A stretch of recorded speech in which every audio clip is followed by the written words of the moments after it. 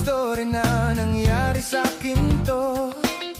Habang ako'y papunta sa aking trabaho, ay may